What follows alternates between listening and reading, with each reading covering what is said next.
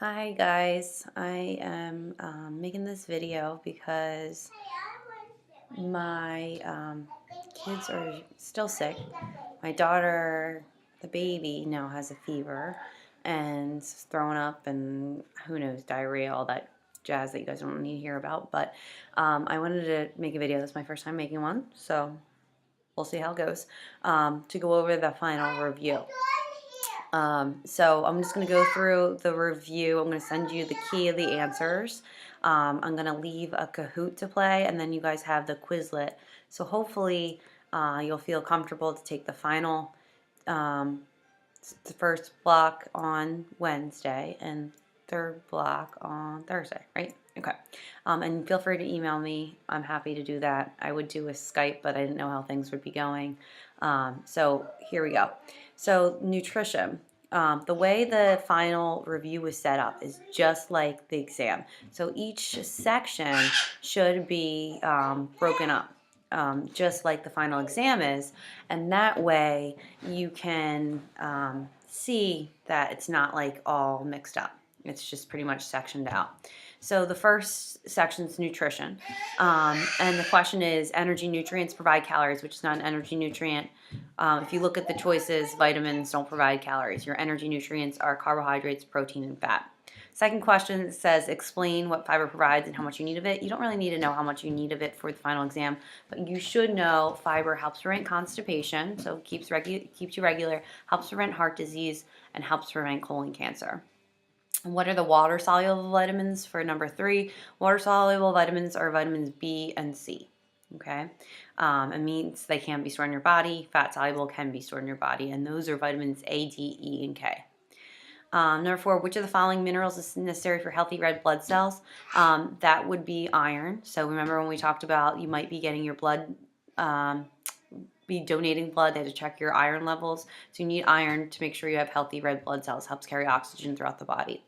Number 5, it says explain dehydration, how much you need of water in ounces. So it's 80 to 110 ounces for teenagers.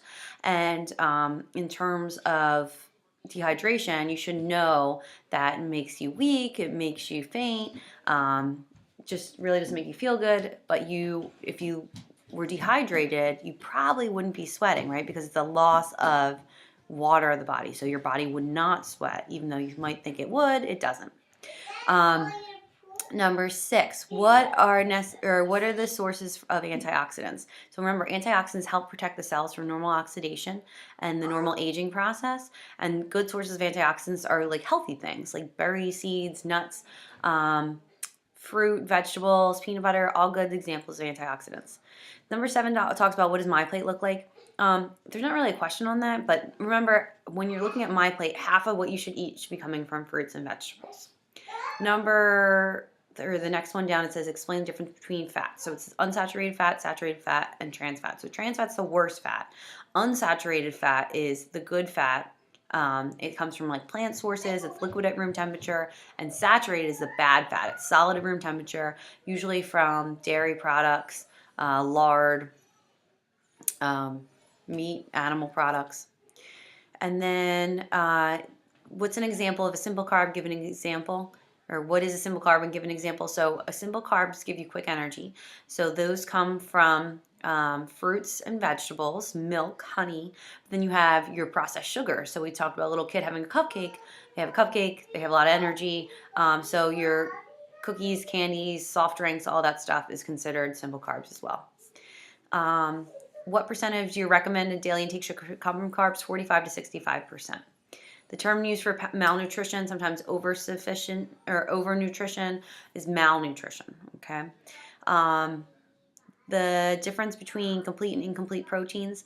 Complete proteins have all the essential amino acids. So you don't need to know a ton about amino acids. But remember, your body needs amino acids. They're the building blocks of protein. Your body makes 11 of these. We need to get 9 from the foods that we eat. So the 9 are the essential amino acids. It means you need to get them from the foods. So a complete protein is like an animal source, like meat or fish. Incomplete protein is from plant sources, okay? So just know a complete protein is usually from a meat or a fish. incomplete protein would be something like soy or something like black beans would be incomplete. They don't have all the essential amino acids. Let's see. What is osteoporosis? That's a condition where your bones become brittle. They start to break down over time. It's because you don't have enough calcium in your diet, usually during adolescence. And then the hormone that regulates blood sugar is your insulin levels. So somebody that's type 1 and type 2 diabetics, a lot of times they have to watch their insulin levels. Okay, so mental health. Explain postpartum depression. So that's the depression that a mother may experience during or after birth because of all the hormonal changes going on. Let's see. And seasonal affective disorder. So that's when your mood changes during the winter months, lack of sunlight. 18, what type of depression is cycling by mood changes? That's bipolar disorder, extreme highs and lows. The different factors that can influence depression, that's your genetics, environmental factors, social factors, psychological factors. And then what's the difference between anorexia and bulimia, which is more common? So anorexia is when somebody eats little food. They starve themselves to 15% below the normal curve. And bulimia is where someone binge eats and then purges. So bulimia is more common. Anorexia, again, they starve themselves. What is binge eating disorder? I don't think there's a question on the final about that one, but basically it's similar to bulimia, but no one's purging. So they're eating a lot to cope with whatever feelings are going on. 22. What percent of teens are under the influence when they commit suicide? 50%. 50% are under the influence of a drug, alcohol, substance when they attempt suicide. 23. What's the difference between eustress and distress? Eustress is a positive stress that we talked about, like going on a roller coaster. It's almost like a rush of adrenaline. And distress is a negative stress. It's brought on by constant readjustment or alteration in a routine. And then what are the differences, or what are the ways to cope with stress? So remember, we talked about making sure you get exercise, making sure you see a doctor if you're sick, making sure you're getting enough sleep and you're eating well are things that help relieve stress. And then, let's see. An antidepressant, that's a drug used to relieve depression. And then the fill in the blank there for number 26. Discrimination being excluded, sexual orientation, and gender identity are some of the stress factors teenagers face. Okay. Then we get into substance abuse and alcohol. So it says, describe what happens to the body when someone goes through withdrawal. So if you remember from 28 Days, you remember from some of the descriptions from Chasing the Dragon, a lot of times people are extremely sick. It's like the worst flu they've ever had. So a lot of times there's chills, vomiting, nausea, flashbacks sometimes, night tremors, night sweats when they're suffering from withdrawal. And 28, what is dependence on a drug? What's the difference between physiological dependence and a psychological dependence? So dependence is a need for a drug. You can't function normally without it. Psychological dependence is when the mind, so like psychology, the mind depends on the drug. And it's really more the feeling given from a drug. So an example like from that would be like somebody that's addicted to marijuana. They're affected by they're relying on the feeling that that drug gives them. Where physiological dependence is almost like your body is relying on it. So anatomy and physiology, your body depends on the feeling from the drug. So I talked about me addicted to caffeine, right? So like I need a cup of coffee in order to function. If I don't have it, I get a headache. So that's a physiological dependence. Your body depends on that feeling. Then we have, what is drug abuse? That's when a drug's intentionally used in an improper or unsafe way. So that would be like somebody's using cough medicine to get high versus they have a cough. And then when the body develops a chemical need for a drug and can't function without it, that's addiction or dependence on a substance. And then what happens when a drug user needs increasingly larger amounts of the drug to achieve the original effect? It's a tolerance. They build a tolerance. They need more and more to get that back to that original effect. 32, what can happen to the liver because of drinking? So a fat buildup, and more specifically, the third stage of liver disease, which is called cirrhosis. And then there's a section that you saw in Substance Abuse Quiz 1. It talks about BAC, blood alcohol concentration, and how your BAC fluctuates the more drinks that you have. So in theory, the more that you drink, the higher your BAC would be. So some of the examples there, if you're a BAC of 0.02, how many drinks it would be? Probably be like under 2 drinks. A BAC of 0.12 would be 3 to 5 standard drinks. A BAC of 0.40 or more would be 8 or more drinks. Okay. What is FAS and why is it so dangerous? FAS is fetal alcohol syndrome, and it's dangerous to mother drinks during pregnancy, and it puts the baby more susceptible. Michael, you want to say hi? Yeah. Let me say hi. Mommy. You see yourself? Mommy. Say hi to my class. Hi, class. Okay, I'm making a video for my class, okay? My dad's W. You see a W? Yeah. WX. Yeah, WX. So anyway, it could be dangerous because the baby could be born with low birth weight, weakness, or facial deformities. So what's binge drinking? So for females, it's 4 or more drinks in a 2-hour period. Males, 5 or more drinks in a 2-hour period. And that's your standard drink. So 1 glass of beer, 1 12-ounce beer, 1 shot, or 1 glass of wine. Okay. Gateway drug. It's a drug that's used, usually a lighter drug, that would put you more susceptible to using heavier drugs. So gateway drugs we talked about in class include alcohol, tobacco, and marijuana. Okay, Michael, you want to go in the other room for a sec?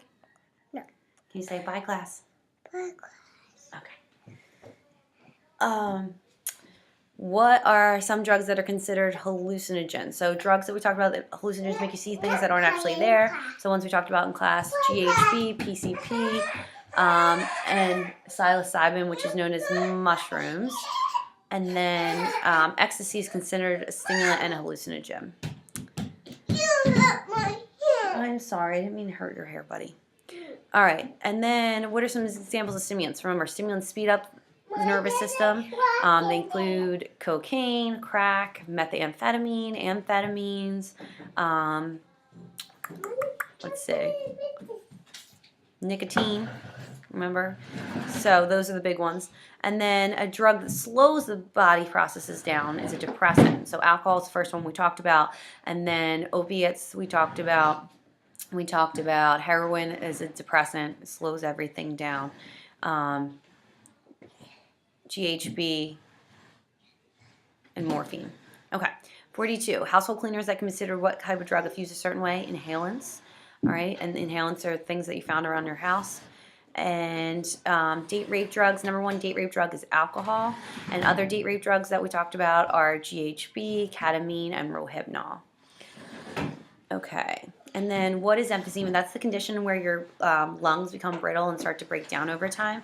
And that's primarily found in people that use cigarettes. Where are you going, buddy? Okay. First aid and CPR. So what signs may help you notice an emergency? So unusual sights, unusual sounds, unusual appearances or behaviors. When should you move an injured person? Never, unless you have to get another person, unless it's necessary to give proper care or the scene becomes unsafe. 47, what's the Good Samaritan law? Laws that are put in place to protect people that are going to give first aid. 48, the best way to care for a conscious choking adult or child is 5 back blows and then 5 abdominal thrusts. Remember, the chest was for the infant, so it's abdominal, so 5 and 5. The difference between implied consent and actual consent. So implied consent is you would assume the person would say, yes, help me out. And that's usually because they're unconscious or it's a life-threatening emergency. And actual consent is written or verbal permission from the person saying, yes, it's okay that you help me out. And remember, if somebody is under the age of 11, under the age of 12, you need to ask a parent or guardian. Okay, okay, put this on pause. Okay, I'm back. So what should be used to clean up blood spills? Bleach and water. Okay. Moving on to human sexuality and STI prevention, we asked, what is HIV? So HIV is a virus, human immunodeficiency virus. What's the difference between HIV and AIDS? HIV is a virus that can cause AIDS. Is there a cure for AIDS? No. Can you get AIDS from sharing a cup with someone with HIV? No. Remember, you can't get AIDS. You have to get HIV, and then it can eventually turn into AIDS. Sometimes it never does. Can insects transmit HIV? No. How can you tell if somebody has HIV? There's no easy way to tell. What does HIV stand for? Human immunodeficiency virus. And STI stands for sexually transmitted infection. What practice puts you most at risk for becoming infected with HIV? Unprotected vaginal sex or just sex, unprotected sex. What is abstinence? Not to refrain from sex or not to have sex. 61, the two different types of STI are bacterial and viral. Remember, bacterial STDs and parasitic can be cured. They can be treated with an antibiotic, where viral cannot be cured. They can be treated to make sure the symptoms go away, like herpes. You can take something to make the sores go away, but that virus is still in your body. HPV stands for human papillomavirus. And then the most common way of spiking a drink. This goes back to talking about when we had our date rape speakers in. That was adding extra alcohol into a drink. It's the most common way to spike a drink. And it is date rape if it's B, in the middle of sex you've consented to, makes you do something you are not comfortable with. So anytime somebody makes you do something that you're not comfortable with, even if you initially said yes, that is still considered rape. Date rape happens most to females 19 to 21. So we talked about like usually college freshmen, but that age group is most reported. Where does date rape happen? Mostly someone you know, like an acquaintance, and mostly in somebody's home, yours or theirs. And the different forms of contraception, then we talked about what's the most effective. So contraception are ways to prevent pregnancy, not necessarily STDs. Some prevent against STDs, but most of them are more effective in preventing pregnancy. So there's going to be a section where you're going to have to match what's the most effective with the method. So there's going to be a couple different forms of contraception. So what contraception methods that we talked about. So the hormonal-based ones, like the pill, the shot, the implant, they're more effective, right? Other ones that we talked about, the most effective, right, is abstinence or not having sex. But then after that, your hormonal-based ones. Then after that, condom, and condoms also do protect against STDs. The hormonal-based ones do not. And then there's spermicide, which was like that gel. Besides abstinence, what's the best way to avoid getting an STD? Using a latex condom. And then the system in the body that HIV infects. Okay. All right, Michael. Here, can you go sit with Molly for a couple minutes? No. Okay, well then I gotta finish my video, okay? My bush. So HIV impacts your immune system. Where do you get tested for STD if you suspect you have one? An STD testing center, a doctor, a family planning clinic. Remember the back of your sex ed packet, there's the list in Delaware County. What's the difference between bacterial and viral STDs? Viral cannot be cured. Bacterial can be treated with an antibiotic. And then list the STDs we talked about and note if they're viral or bacterial. So the viral ones we talked about, HPV, hepatitis, and HIV. And then bacterial ones, gonorrhea, syphilis, chlamydia, trichomoniasis. Those are the big ones. And that's it, I think, for the questions. So if you have any questions for me, please email me and we can catch up. And I think you should be okay. Just make sure you bring a number 2 pencil, and then hopefully the sub will put on the Kahoot and you should be good. All right? Good luck. And I should see 4th block or 3rd block on what day? On Thursday. And then first block, thank you for a great semester. I'm not going to see you because I have to be, this kid's getting his ear tube surgery on Wednesday. So we got to try to hopefully keep him healthy. Hopefully keep him healthy so we can get a surgery on Wednesday. So, love you all. Hope you have a great day. Hope you're having a good day off. I'll talk to you later.